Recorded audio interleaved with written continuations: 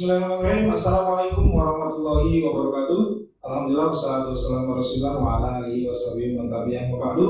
Sahabat-sahabat podcast Desa Bantarsari dimanapun Anda berada, berjumpa kembali dengan saya Kang Algi di channel kesayangan Anda, tentunya masih di channel Desa Bantarsari. Baiklah, pada siang hari ini saya tidak sendiri tentunya. Kita masih membincang dan membicarakan tentang akademi desa. Dan pada kesempatan siang hari ini saya tidak sendiri, saya akan ditemani oleh narasumber yang luar biasa, dan beliau nanti akan mengupas tuntas tentang bagaimana manajemen kasih desa. Beliau kita sapa terlebih dahulu. Assalamualaikum warahmatullahi wabarakatuh. Waalaikumsalam warahmatullahi wabarakatuh. Biar nanti warga Desa Bantarsari khususnya dan sahabat-sahabat semua yang menyaksikan tahu dulu nih siapa sih narasumber pada saat hari ini yang mengisi di podcast Desa Bantarsari. Mohon izin untuk memperkenalkan diri dulu Pak, silakan. Terus lagi baik, perkenalkan nama saya dari Wahyu Kang. Alhamdulillah saya tinggal di Depok. Saat ini aktivitas saya sendiri sebagai pengajar. Mengajar ya? Mengajar di mana nih Kang? Mengajar di kampus. Di kampus, berarti Pak dosen ya? Iya, alhamdulillah. Jadi suatu kehormatan buat saya sendiri lagi bisa diundang di Akademi Desa yang Bantarsari dari Desa untuk Indonesia. Jadi dari pertama kali tadi saya rumah menuju Desa Bantarsari gitu, saya teringat masa kecil saya bahwa desa itu adalah sebuah lilin, ya kan dia. Ketika di mana lilin-lilin ini menyala, maka Indonesia terang benderang. Dan tadi ketika saya masuk ada tulisan selamat datang di Desa Bantarsari. Masya Allah luar biasa, cahayanya terang sekali kan? Masya Allah. Apa karena siang? Mungkin ya. Masya Allah. Jadi biar lebih akrab saya sapa Pak Danis ya. Ya boleh Pak atau Bang Danis boleh. Bang Danis. Bang Danis aja ya. Jadi abang Betawi ya? Ada orang Dan juga di Betawi. Jakarta. Kalau akan kan biasanya Sunda. Sunda. Biasa teman-teman tuh nyapa saya Kang Algi. Bang Danis aja. Bang Danis ya. Bang Danis. Jadi selain mengajar, saat ini saya juga aktif di Lemah Indonesia Raya. Lemah Indonesia Raya. Jadi gerakan entrepreneur masyarakat maju Indonesia Raya. Masya Allah. Jadi insya Allah kami siap bersinergi bersama desa maupun membangun desa untuk menjadi UMKM yang berkelas. Yang jalannya Salah satu programnya UMKM. Iya, dan pada siang hari ini kita akan mengupas tuntas ya tentang satu tema manajemen kasih desa. Dan ini tentunya sangat bermanfaat sekali untuk warga Desa Bantarsari tentunya, dan umumnya untuk seluruh pencinta channel podcast Desa Bantarsari. Selama 1 tahun ke depan kita akan membahas tentang akademi desa. Dan pada kesempatan saat ini kita akan mendengarkan sahabat-sahabat semua dari Bang Danis ini, apa sih sebetulnya fungsi dari kasih kaur yang ada di desa, dan seberapa urgenkah kinerja atau kasih ini begitu ya. Maka kita akan sama-sama dengarkan. Silakan, sebetulnya penting atau tidak sih kasih itu di satu pemerintahan desa begitu Pak? Baik, betul Bang Andi. Jadi sebelum kita bicara perangkat desa ya, jadi kita bicara desa pasti ada perangkat ya. Kalau ada orang-orang atau bicara organisasi pasti ada orang di dalamnya. Ya, kalau kita bicara desa pastinya kita tidak akan terlepas unsur yang namanya kepala desa. Selanjutnya ada sekretaris desa, kemudian sekdes ya. Dan selanjutnya ada kasih ya. Atau mungkin kepanjangannya kepala seksi. Kepalanya seksi kan. Ya, jadi sebetulnya kalau bicara kasih ya, yang akrab disebut kasih, umumnya ada beberapa desa yang memiliki 2 kasih atau 3 kasih. Jadi yang pertama, tugas kasih ini adalah untuk membantu operasional kepala desa.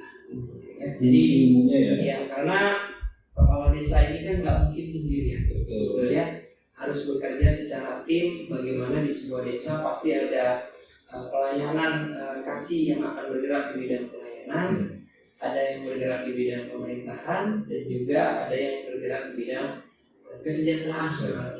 Jadi kasih itu ada 3 berarti ya? Betul. Ada 3. kasih pelayanan, Betul. pemerintahan, dan kesejahteraan. Kesejahteraan.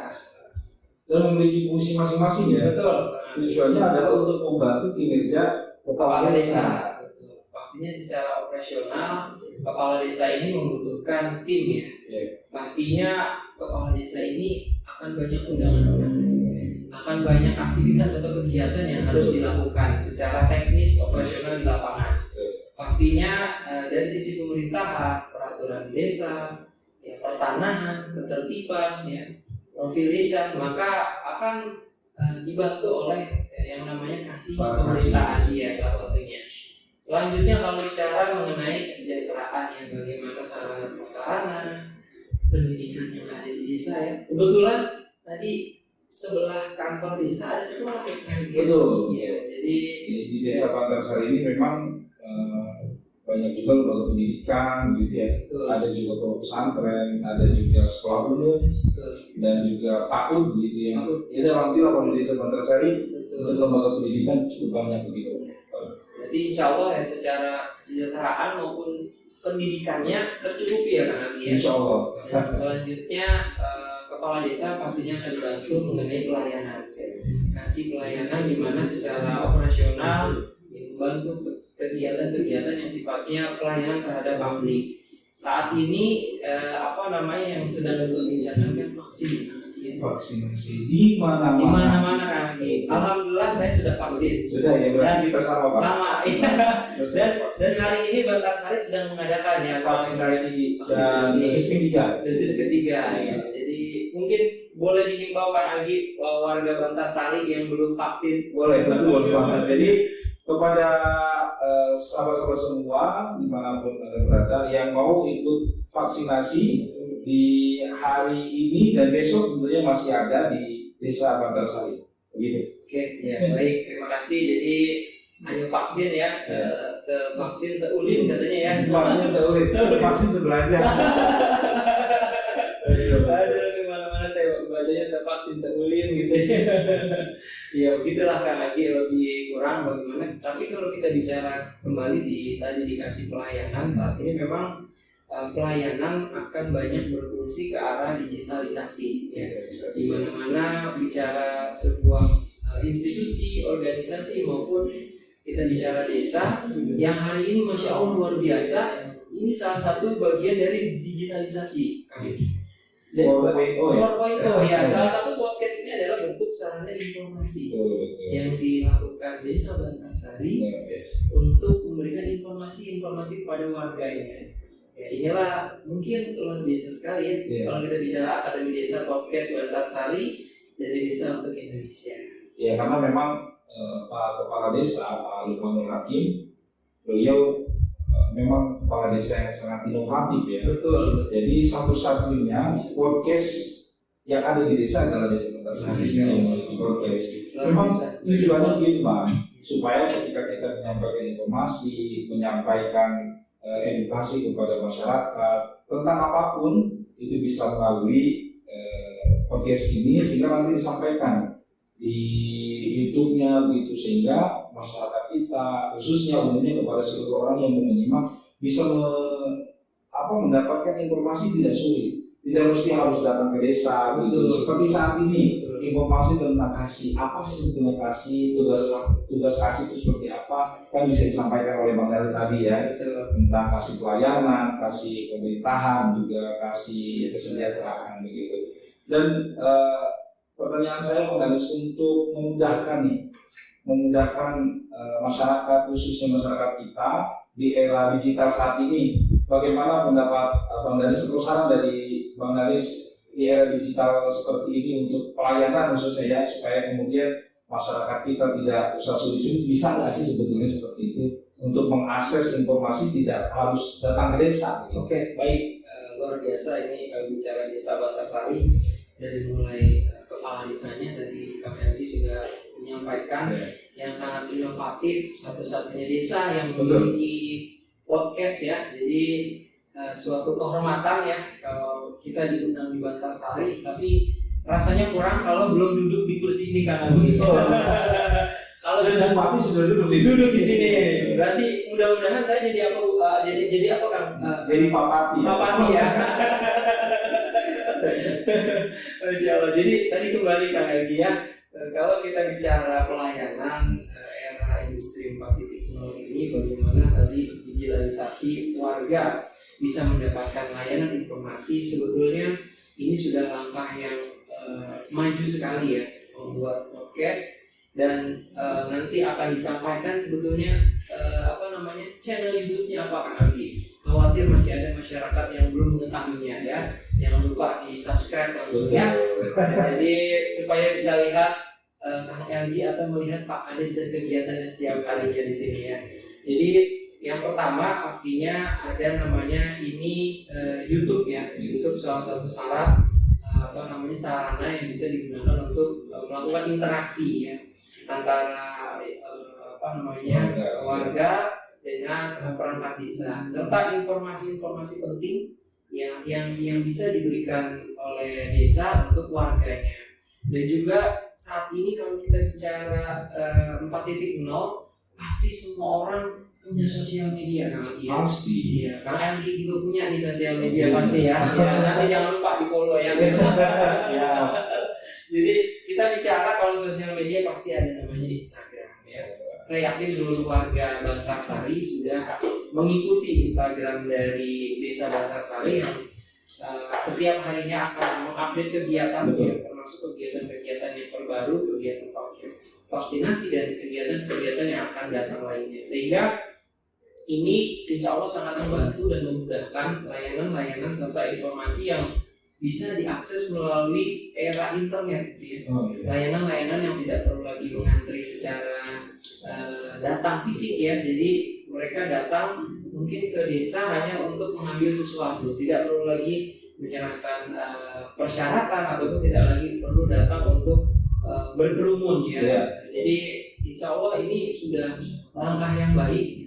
Mudah-mudahan ini bisa terus berkelanjutan dan juga terus berjalan untuk akademi desa ini Kang Elgi. Iya, bahkan Bang saya memiliki keinginan gitu ya di benak saya kalau ke depannya nanti masyarakat kalau mau membuat KTP, membuat KK sudah ada repot-repot datang. Tinggal kemudian akses, kita buatkan semacam Google Form gitu ya.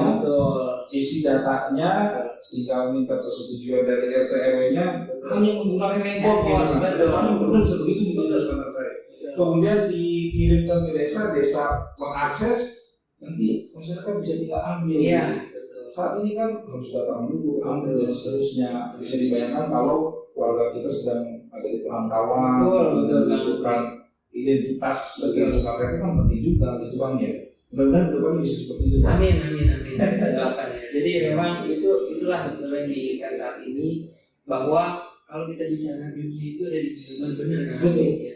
Karena kita mau ngapain aja ada di genggaman.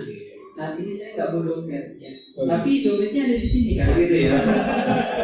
Jadi betul-betul dunia ini ada di genggaman. Saya mau makan tinggal pencet gitu ya, tiba-tiba sampai di bawah gitu ya. Termasuk juga kalau Bang Anis misalkan di rumah kan di Depok nih, betul, butuh makanan khas Bantarsari, siap, makanan UMKM dari desa Bantarsari, bisa juga tuh COVID sekarang. Ada Kang Elgi? Ada, diantaranya ada di depan kita. Waduh, Masya Allah, ternyata ada juga ya. Ini ada apa nih Kang Elgi? Di depan kita nih ada kotak-kotak nih. Ini isinya pisang ya. Jadi yang jualnya adalah warga Bantarsari asli, itu semacam franchise begitu Bang. Kita lihat aja isinya biar nanti teman-teman di yang menyaksikan di channel YouTube kita juga nanti bisa tahu. Oke, siap Kang Elgi. Ini ada namanya, saya bacakan ya, pisang goreng tanduk dan sukun. Arti.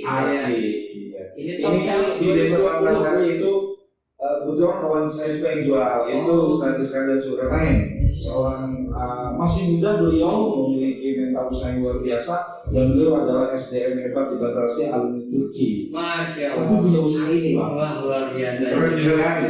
Di muka aja Bang. Ada ya. Masya Allah. Ini kita coba dulu ya Kang Elgi. Oh, silakan. Bang Adi dulu lah. Kalau saya ada sering. Bismillah.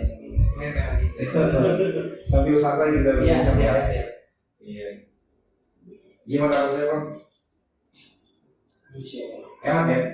Kita pertama sama. Wis, apalagi ini sama kopi dan teh hangat di pagi hari. Jadi nanti Pak Najis dan sahabat-sahabat semua yang mau pesan pisang api nanti bisa menghubungi channel apa namanya YouTube-nya Desa Bantarsari gitu, atau nanti kita informasikan juga bagaimana cara pesan, dan juga ada di GoFood. Jadi nggak usah repot-repot datang. Waduh, masya Allah, ini produk asli dari Bantarsari ya Kang ya.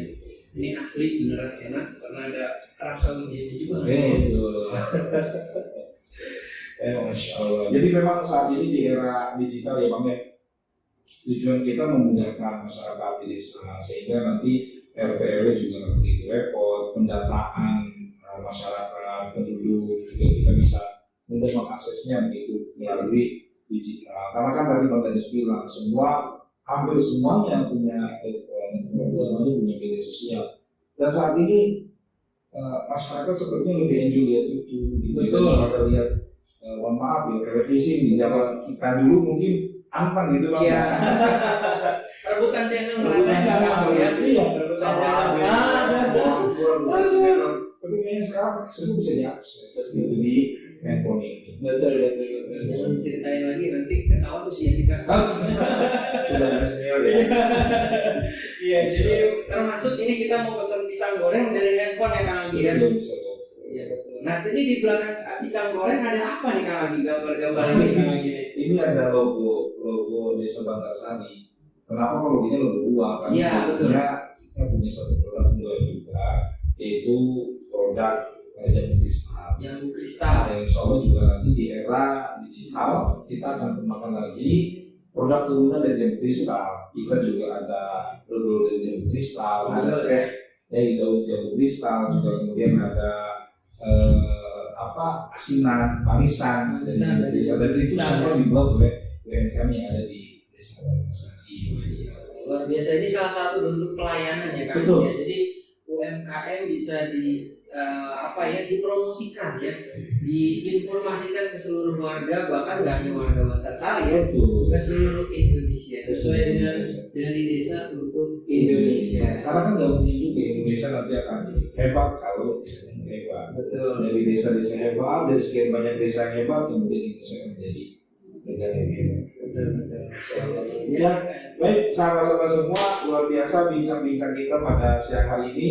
Tidak terasa sekali, tentunya akan terus kita menghadirkan para narasumber, Bang Danis, dan nanti di lain kesempatan kita akan berbincang dengan tema yang berbeda tentunya. Ya, terima kasih juga kami ucapkan kepada Demak nih yang sudah mengutus Bang Danis dan akhirnya bisa hadir dan menyampaikan informasi terkait manajemen kasih di podcast Desa Bantarsari, podcast kesayangan keluarga Desa Bantarsari.